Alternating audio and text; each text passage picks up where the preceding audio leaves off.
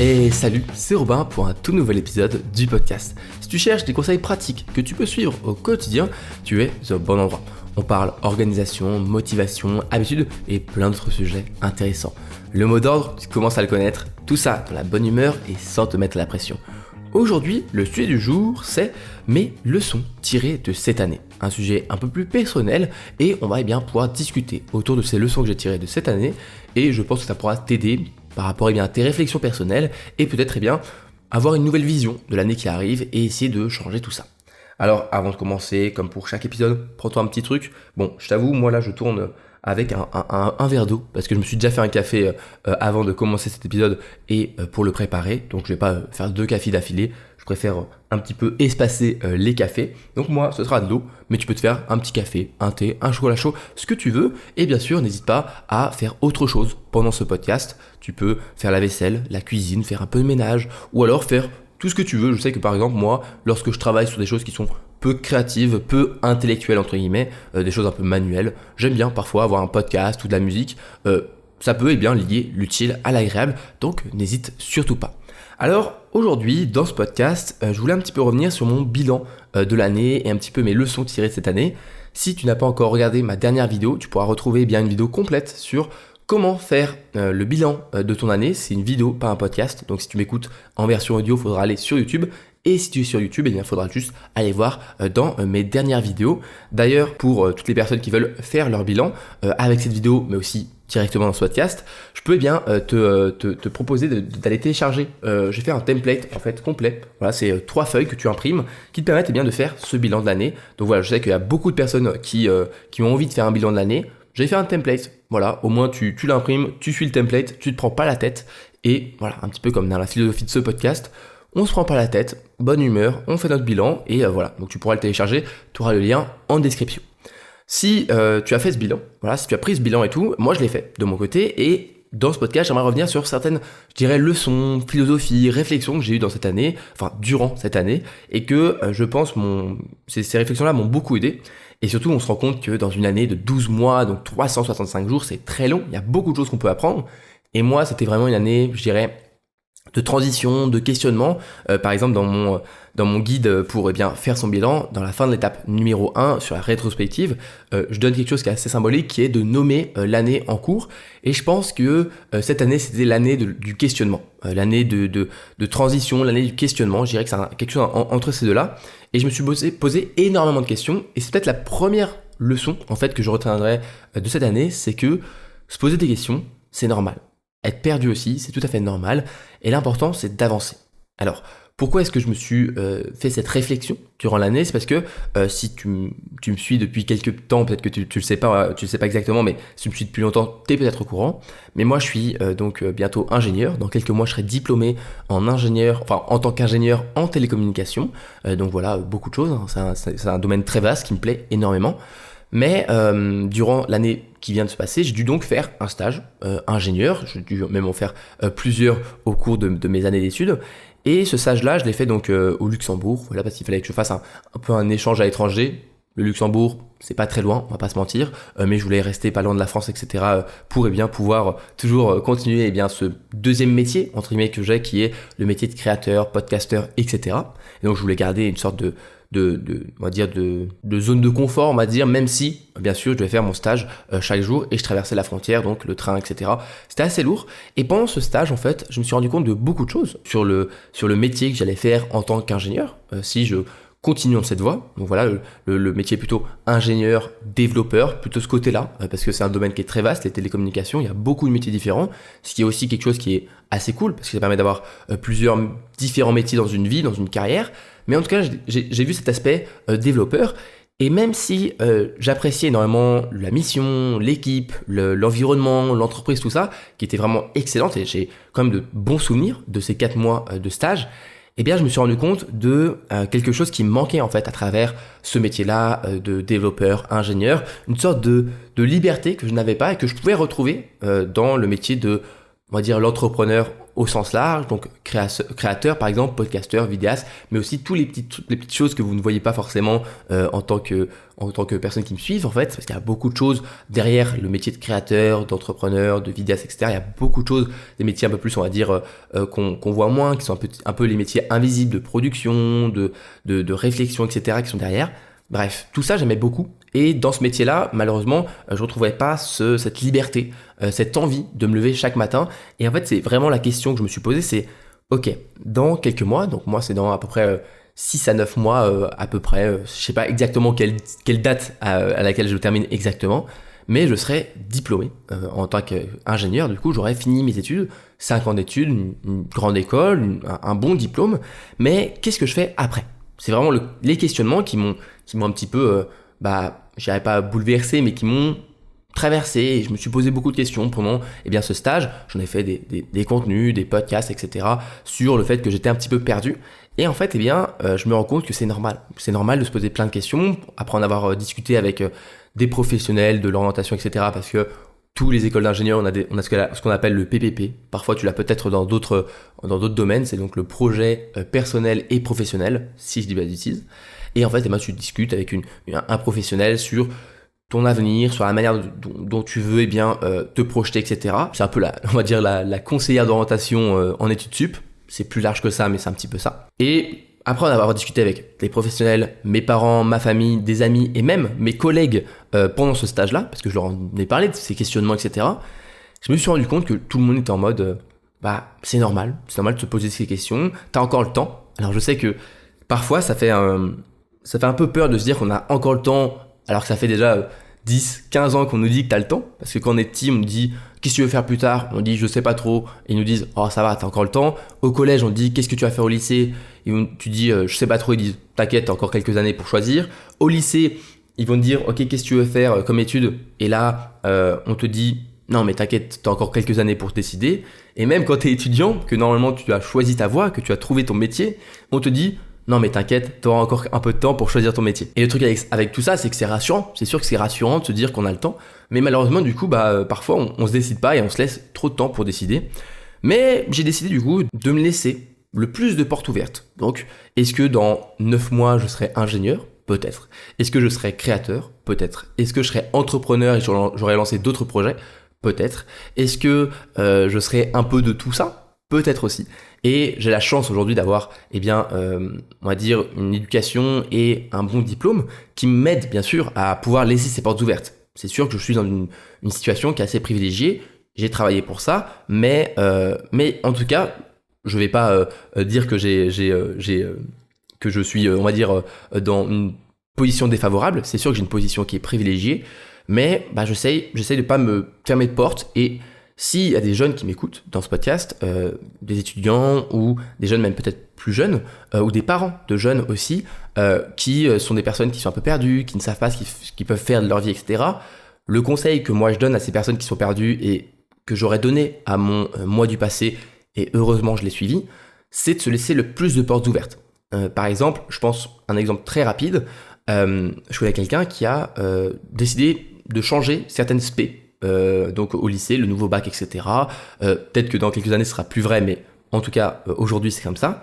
Et par rapport à ces spé, malheureusement ça a fermé beaucoup de portes. C'est ça qui est malheureux, c'est qu'il y a entre guillemets des spé qui sont un peu plus généralistes, qui permettent de faire plus de choses. Et moi j'ai tendance à dire que même si on apprécie un peu mieux, je sais que ça peut être difficile à dire, mais il vaut mieux choisir des spé qui ferment le moins de portes possible, surtout au lycée, plutôt que entre guillemets choisir les métiers, les spé qui nous plaisent le plus au moment T du lycée et qui vont nous fermer énormément de portes. Parce que ça se trouve, ok, pendant le lycée, pendant les 2 ans où on choisit les spé, on choisit des spé qui nous font plaisir, mais ça se trouve dans 2 ans, ces spé, elles nous auront pas apporté énormément, et franchement, c'était 2 ans assez rapides. Mais le problème, c'est que 2 ans de spé, on va dire par facilité, parce que je préfère choisir des choses que j'aime bien, ce que je peux comprendre, on va se fermer énormément de portes pour le futur. Et donc moi, j'essaie de conseiller à ces personnes-là, choisis des spé, même si tu les aimes un peu moins, même si tu es un peu moins bon dans ces spé-là, des spé qui te permettent d'ouvrir le plus de portes possible. Toujours dans cette idée de se laisser le plus de temps de réflexion. Par exemple, moi dans mon école, j'ai choisi de faire une école qui est en 5 ans, ce qui me laissait les 2 premières années de cycle préparatoire pour plus réfléchir, plus mûrir mon projet. Et c'est comme ça que j'ai, après ces 2 ans, compris plus ce que je voulais faire. Alors aujourd'hui, tu vas me dire, t'es bientôt diplômé, tu sais pas exactement ce que tu veux faire, c'est vrai, mais j'ai quand même une vision plus claire de ce que je veux faire. Et ça aide en fait de se fermer le moins de portes possible et se laisser le plus de choix possible. C'est ce que je fais. Ce que j'ai fait il y a 5 ans quand j'ai choisi mon école, ce que j'ai fait il y a 3 ans, enfin il y a 8 ans du coup, quand j'ai choisi mon bac pour le lycée, etc. Et encore aujourd'hui, c'est les choix que je fais. À chaque fois, je me dis, ok, aujourd'hui, quels sont les choix qui permettent d'avancer, parce qu'il faut avancer quand même, il faut réduire un petit peu à chaque fois ses choix, mais qui laissent quand même le plus de possibilités pour rebondir, pour changer de voie, pour faire tout ça. Et c'est, je pense, une stratégie, un petit peu comme on parle d'investissement, de stratégie de bon père de famille. C'est un petit peu ça. C'est une stratégie qui est plus risquée, on avance doucement, mais on avance. Et il vaut mieux avancer doucement en se laissant le plus de choix possible, plutôt qu'on s'est peut-être laissé vers quelque chose parce qu'au moment T, on a, je sais pas, notre émotion qui a envie de se diriger vers ça, et malheureusement regretter d'avoir fait ce choix-là quelques années plus tard, parce que sur le coup, on pensait que c'était un bon choix, mais on était plus pris par l'émotion que la raison. Donc si tu te poses beaucoup de questions aujourd'hui, ou si tu es parent et que tu as des enfants qui se posent des questions, ou que tu as peur que ça arrive un jour, que tes enfants se posent beaucoup de questions, ce qui va sûrement arriver, parce que je trouve qu'aujourd'hui on a beaucoup de choix, et du coup on se pose beaucoup de questions. Les enfants, je trouve, les enfants, les jeunes et les lycéens sont beaucoup plus paumés que les anciennes générations qui, je trouve, avaient trouvé plus rapidement ce qu'ils voulaient faire plus tard. Moi j'ai l'impression qu'on est tous un petit peu paumés. Eh bien, plutôt faire la stratégie du bon père de famille et voilà, se laisser le temps. Moi, je le fais encore aujourd'hui et je pense que je le ferai encore dans 5 ans, 10 ans. Et c'est une seconde leçon, en fait, que je me suis un petit peu, que j'ai retenue de cette année. On peut avoir cette impression d'être en retard par rapport aux autres, à se dire, oui, mais moi, j'ai tel âge et je suis pas encore diplômé, j'ai pas encore fait ceci, j'ai pas encore fait cela, j'ai pas encore eu d'enfant, je suis pas marié, j'ai pas voyagé, on a tous à nos différentes échelles on va dire des milestones, des choses à avoir réussi dans sa vie à un certain âge. Et je trouve que tout ça, c'est, pour être tout à fait honnête et être un peu vulgaire, bullshit. Ça sert à rien, on s'en fout. Alors, certes, ça permet d'avoir un certain guide dans notre esprit, de se dire, ok, je suis en train d'avancer, mais en fait, on a tous chacun notre chemin. Il y a personne qui est sur le même chemin que toi.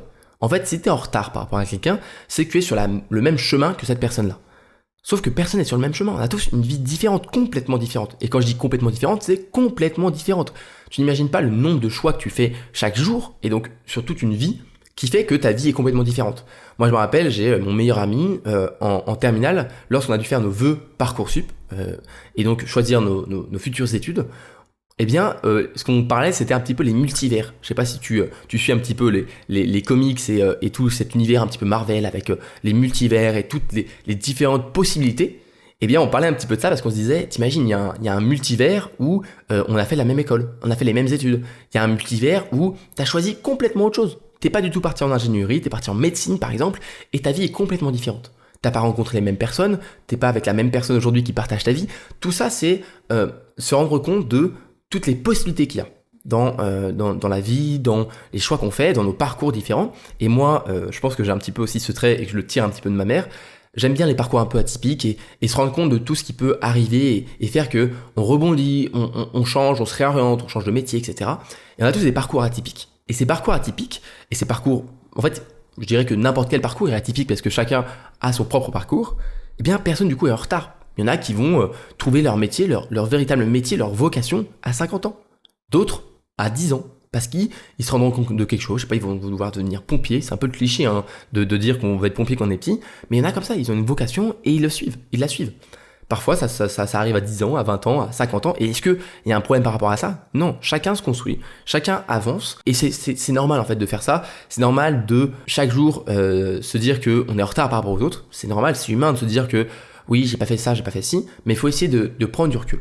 De prendre du recul et se rendre compte que, en fait, pendant que tu as l'impression d'être en retard par rapport à une certaine milestone, quelque chose, par exemple, tu te dis que tu as un certain âge, tu devrais avoir construit ta vie de famille, par exemple, c'est un peu le cliché, mais c'est un petit peu aussi quelque chose qu'on a l'impression de se dire, ok, j'ai tel âge, il faut que j'ai des enfants, il faut que je me sois marié ou je sais pas quoi.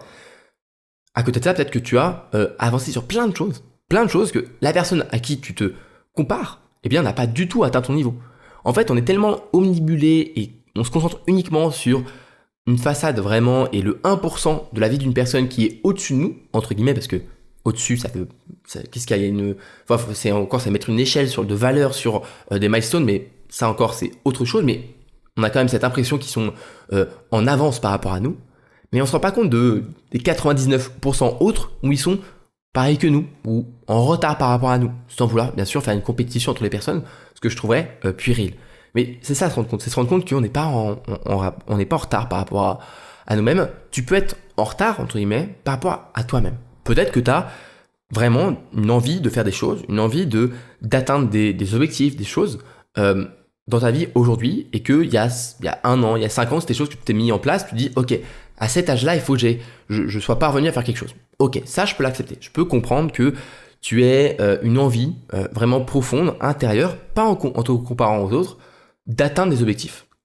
Mais ça, faut pas que ce soit quelque chose qui te bloque, qui te dise, ok, je l'ai pas atteint, c'est mort. Parce que à côté de ça, encore une fois, même toi-même, tu te rends pas compte de toutes les avancées que tu as fait, de tout ce que tu as réussi à faire, parce qu'il y a 5 ans, quand tu t'es dit comme objectif, je sais pas, faut que je fasse ça.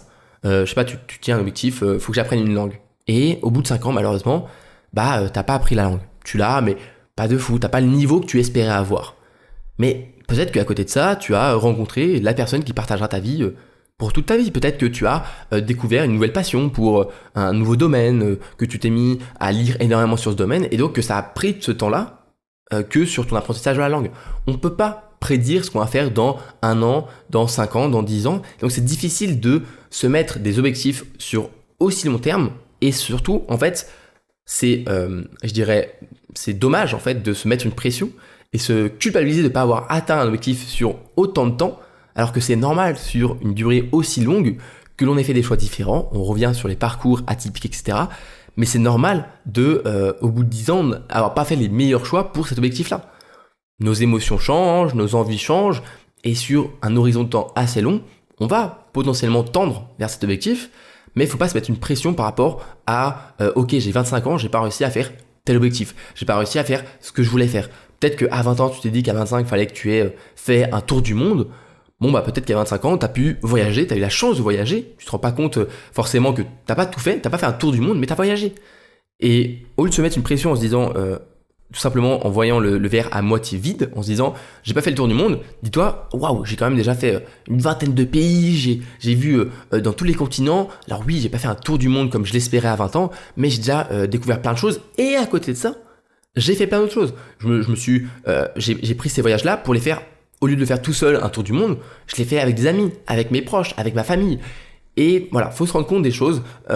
Tout est une question de point de vue, et on est en retard par rapport à personne, parce que être en retard, ça voudrait dire qu'on est sur le même chemin, ce qui est faux, on n'est pas sur le même chemin, on a tous une vie complètement différente, des parcours de vie complètement différents, et surtout, on n'est pas en retard non plus par rapport à notre nous du passé qui se dit qu'il faudrait qu'on ait atteint une certaine milestone, un certain objectif à un certain âge, parce qu'on a fait plein de choses différentes dans notre vie. Troisième leçon que j'ai, on va dire, retenue de cette année, qui est je pense une leçon que j'avais depuis quelques temps en tête, mais là j'ai vraiment pris le temps de l'exprimer, de la comprendre, d'essayer de changer les choses, parce que bien sûr une leçon c'est quelque chose qu'on apprend, et surtout qu'on essaie de changer nos actions, nos comportements, nos habitudes par rapport à cette réflexion et à cette leçon.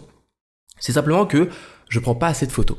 Je sais que ça peut paraître une réflexion toute simple et toute bête, mais je pense que c'est quelque chose de beaucoup plus profond que ça. En fait, je prends pas assez de photos. Par exemple, je me suis rendu compte, j'ai mes meilleurs amis d'enfance que je connais depuis plus de 15 ans. C'est vraiment, je les connais depuis quasiment que je suis né, quoi. Je les connais depuis autant de temps, et pourtant, j'ai très peu de photos avec eux. J'ai bien sûr les photos que, heureusement, j'ai eu la chance que mes parents, leurs parents, nos grands-parents, etc. prennent des photos quand on était petits, quand on était ensemble, quand on jouait pendant les anniversaires, etc. Bien sûr, j'ai pas eu le téléphone portable comme beaucoup de jeunes ont aujourd'hui. Quand j'étais plus petit, il n'y avait pas les téléphones portables, etc. Moi, je l'ai eu vers la fin du collège, j'ai eu un téléphone portable. Donc, tout ce qui est avant, c'est sûr que c'était pas moi qui allais me prendre en photo. Mais même après, j'ai pas l'habitude, encore aujourd'hui, de prendre des photos. Je sais qu'il y en a qui ont beaucoup le réflexe photo. Et pendant longtemps, en fait, je disais, j'avais une excuse qui était, oui, mais je profite du moment présent. Tu sais, c'est un petit peu l'excuse qu'on se donne quand on prend pas de photos. On dit, oui, mais je prends pas de photos à ce concert parce que je préfère le regarder. Ou je préfère ne pas prendre de photos pendant ce restaurant entre amis parce que je profite du moment présent. Mais en vrai, c'est une excuse, c'est pas une photo, une petite vidéo de 30 secondes, 1 minute qui vont gâcher le moment.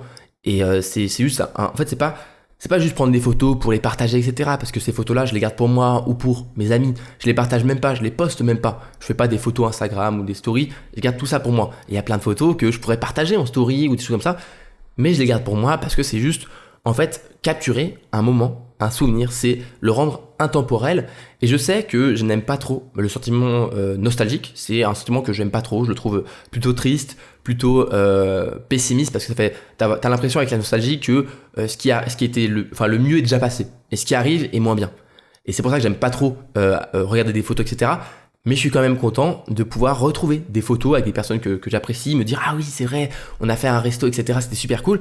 Pourquoi est-ce que j'aime ça? Non pas parce que ça me fait remémorer des souvenirs comme quoi c'était mieux avant, ça j'aime pas, mais parce que ça me motive et ça me donne de l'énergie, de l'envie pour refaire des souvenirs, pour recréer des moments avec ces personnes-là.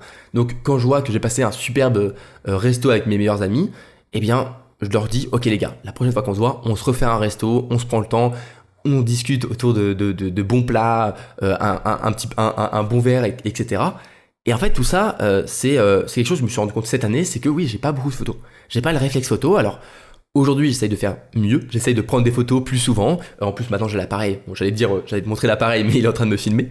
J'ai l'appareil photo, donc maintenant, je peux prendre des photos un peu plus jolies. Mais même lorsque je l'ai pas, quand j'ai pas mon appareil sur moi, je prends mon téléphone et je prends une photo, pas grand chose. Et la dernière fois qu'on était au restaurant du coup avec mes meilleurs amis et d'enfance, etc. Eh bien je me suis dit ok les gars, on n'a pas de photos entre nous. Et les trois on était au resto, on prend jamais de photos. Nous trois on a tous ce problème là. Ce qui fait que s'il y en a un au moins du groupe qui prend tout le temps des photos, même si parfois ça peut faire entre guillemets, ça peut énerver, j'allais dire un mot vulgaire, ça peut énerver tout le monde qui prenne tout le temps des photos, on est quand même content d'avoir des photos, et tu sais c'est le oh tu me l'envoies, tu me l'enverras, la photo là ou la vidéo tu me l'enverras s'il te plaît. On est tous contents d'avoir au moins une photo ou une vidéo pour se rappeler ce moment-là. Et pourtant on n'a pas le réflexe de le faire. Et là je me suis dit ok les gars, on n'a aucune photo de nous, on n'a même pas réussi à en faire une dans le resto, on a fait une petite balade à côté un petit peu autour du restaurant pour un petit peu digérer, etc. et passer encore du moment ensemble. Et je me suis dit les gars, vous savez quoi? Là la lumière elle est dégueulasse, il fait nuit, on voit rien, mais je m'en fous, je prends une photo, on fait un selfie à trois, même si elle sera moche, je m'en fous parce que c'est pas important. C'est pas important en fait que la photo soit jolie, bien sûr que c'est cool si la photo elle est jolie, etc. Mais c'est surtout pour se remémorer de ce moment-là. Pour pas oublier, parce qu'on oublie tous les souvenirs, on oublie tous ces moments-là, on a tendance à se concentrer sur le négatif, à ce qui se passe aujourd'hui, à ce qui se passe dans le monde, etc. Et on se rappelle pas de tous ces petits moments qui sont super cool et qui font que la vie est belle en fait, qui font que la vie, eh bien, elle vaut la peine d'être vécue et tu te dis, ok, vivement le prochain moment où je pourrais revivre ces moments-là. Donc aujourd'hui, dans cette année, je me suis rendu compte de ça. Je me suis rendu compte que je prenais pas assez de photos.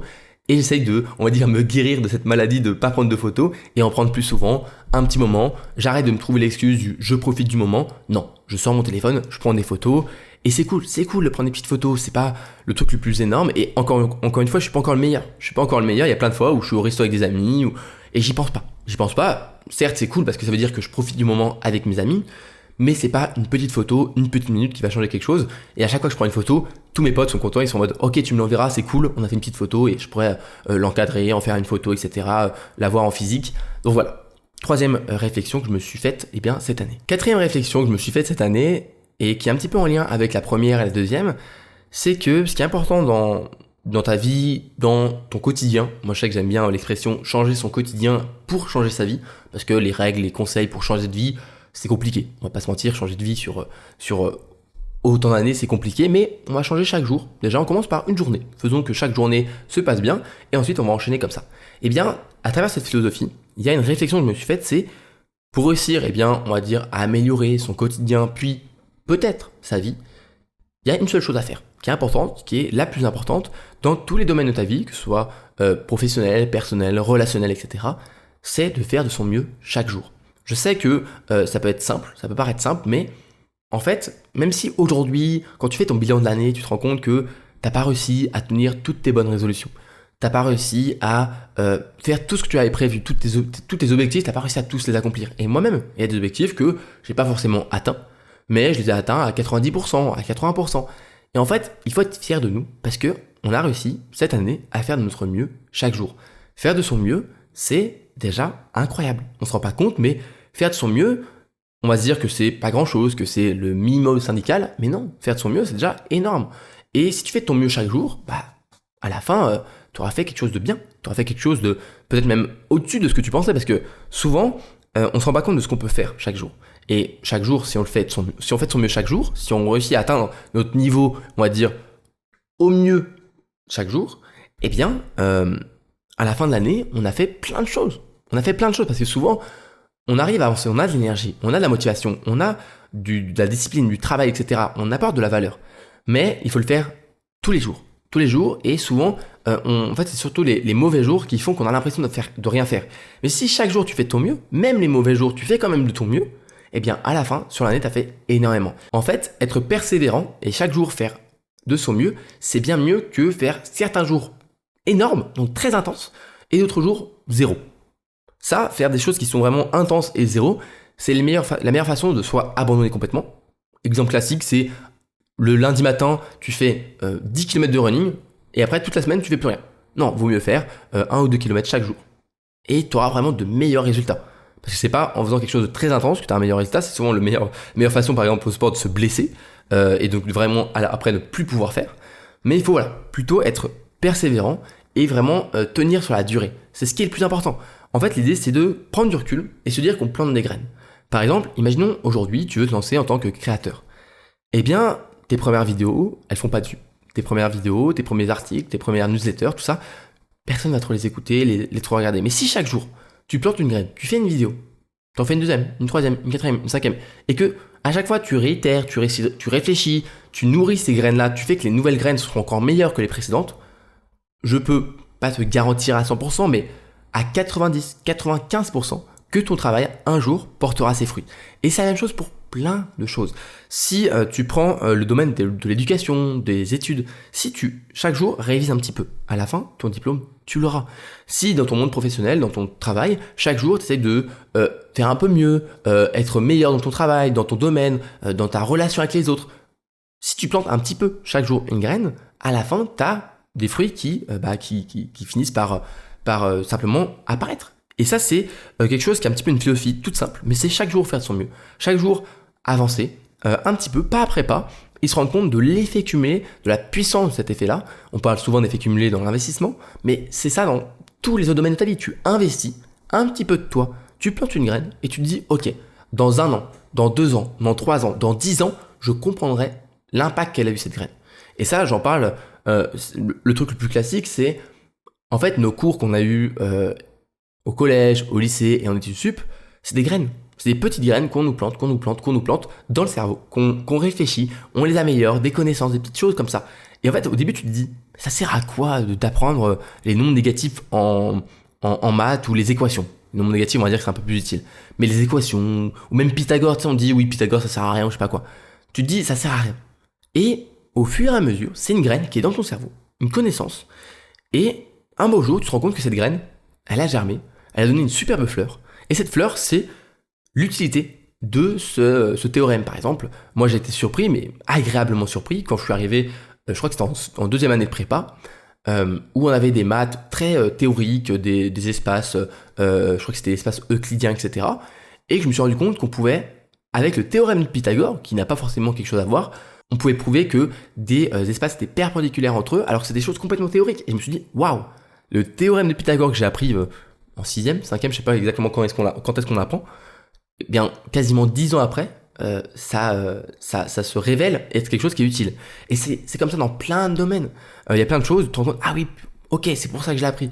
Ok, c'est pour ça que j'ai écouté ça sur une vidéo, sur un article, sur quelque chose que j'ai appris, je me dis, ah, c'est comme ça que c'est utile, maintenant que je l'utilise. Et pour ça, dans tous les domaines de ta vie, plante des graines, plein de petites choses, pas beaucoup de choses, mais pareil dans une relation, que ce soit de couple ou amicale, tu sais, des petites intentions. C'est une petite graine que tu plantes et tu sais que ça va faire plaisir et que ça va construire sur le long terme une relation qui est bien plus forte, bien plus stable, bien plus solide, parce que chaque jour, tu as apporté un petit truc, tu as apporté une petite chose en plus, une petite graine, pour à la fin que tu aies un bel arbre ou même un champ, on va dire, complet de belles choses. Et enfin, dernière leçon, réflexion que je me suis faite cette année, et qui est quelque chose sur lequel je travaille encore aujourd'hui, même si je le partage, c'est dans l'un de mes principes de philosophie personnelle, c'est que parfois, la chose la plus productive que l'on peut faire dans une journée, c'est de ne rien faire du tout. Je sais que ça peut paraître un petit peu paradoxal, ne rien faire du tout, productif, mais en fait, c'est pour se rappeler de l'importance de l'équilibre.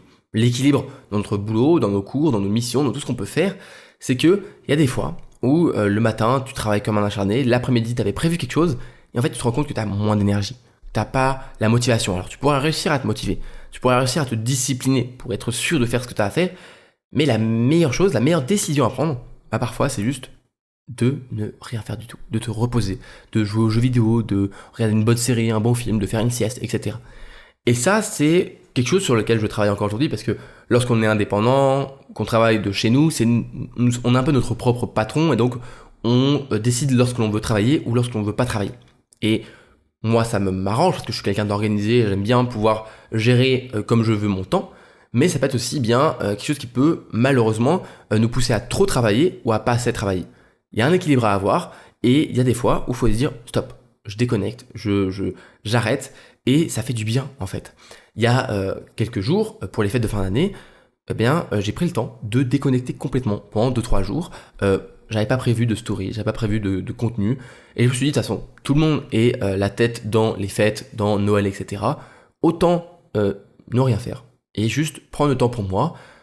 J'enlève tout, je prends juste des jeux, je joue, je passe du temps avec mes parents, avec ma famille, je me balade, je passe du temps avec mon chien, etc. Eh bien, ça m'a fait un bien fou. Alors, certes, c'est parfois plus dur de reprendre le travail, la routine, tout ça après un moment de pause, mais ça fait du bien et c'est même pas nécessaire, il faut le faire. C'est vraiment quelque chose qu'il faut faire souvent. Il faut prendre le temps, que ce soit au sein même d'une journée, se dire ok, je fais une pause, là je coupe pendant 1 heure, 2 heures, ou alors pendant 1 mois, 1 année, se rendre compte au sein même d'un mois, ok, il y a un week-end où je ne fais rien du tout. Même pas j'essaye de ranger chez moi, non, je fais rien. Et pareil sur une année, il y a une semaine dans l'année où tu te dis ok, cette semaine-là, vraiment, je déconnecte complètement. Je sais que pour certaines personnes, ça va paraître logique. Ils vont dire, bah oui, moi, mes week-ends, je fais rien, je me repose. Et pendant mes vacances aussi, je me repose. Et c'est très bien, bravo. Mais il y en a qui sont un peu comme moi, qui ont toujours cette envie de faire des choses, pas forcément des projets, on va dire, professionnels, mais aussi des projets un petit peu personnels, faire du sport, faire un petit peu de rangement, changer la configuration de son appartement, de sa maison, refaire le jardin, etc. Moi, je pense à ma mère quand je pense à ça, qui même quand elle a des vacances, elle passe ses journées à refaire le jardin, à changer des trucs, à ranger la maison, à faire que c'est tout propre, nickel. Tu vois, et je lui dis, non, mais maman, mais pose-toi. Et il y a des fois où elle a réussi à se poser vraiment pendant 1 semaine. Et quand je la vois, elle me dit, waouh, ça m'a fait du bien. Ça m'a fait du bien de déconnecter vraiment complètement, de rien faire. Elle dit, alors oui, j'ai du boulot, oui, il me reste des choses à faire, oui, j'aurais pu refaire le jardin et tout, mais ça m'a fait du bien. Et bien sûr, on va me dire, oui, mais t'es jeune, t'as de l'énergie. Même pas. Je pense qu'il y a aussi une importance, pas que à la santé physique, mais à la santé mentale aussi. C'est important de se déconnecter complètement. Et donc, retenir que parfois, la chose la plus productive que l'on peut faire dans une journée, c'est de ne rien faire du tout. C'est donc la fin de ce podcast sur mes réflexions et mes leçons de cette année. N'hésite pas à commenter, que ce soit sur YouTube ou sur Spotify, ce que tu as pensé de l'épisode, mais aussi les leçons que tu as apprises cette année, ou alors tes réflexions, etc. Ou peut-être si tu as déjà eu ces réflexions que j'ai eues pendant cet épisode, pendant cette année, si tu en as déjà eu il y a quelques années, pourquoi pas qu'on puisse en discuter un petit peu. Sinon, tu peux aussi t'abonner, que ce soit sur YouTube ou sur les plateformes d'écoute. Et si tu m'écoutes sur les plateformes d'écoute, Apple Podcast, Spotify, n'hésite pas à mettre 5 étoiles, un avis. C'est vraiment quelque chose qui aide énormément le podcast. C'est quelque chose qui permet vraiment de soutenir le partage, etc. C'est bien, c'est super cool, merci. Mais vraiment, les étoiles, c'est quelque chose qui permet de faire remonter dans les classements et les faire recommander, le faire connaître à plus de monde. Donc si tu prends le temps de mettre 5 étoiles, je te fais un grand merci, un très très grand merci. Si tu veux aller plus loin, tu trouveras le template pour faire ton bilan de l'année en description et aussi ma newsletter. Si tu veux t'inscrire, un petit mail chaque dimanche avec plein de bons conseils. Donc voilà, n'hésite pas à t'abonner. Sinon, moi je te dis à la semaine prochaine, à vendredi prochain pour un nouvel épisode du podcast. Ce sera la nouvelle année. Donc j'ai très hâte de te retrouver pour ce prochain épisode. C'était Robin. Salut.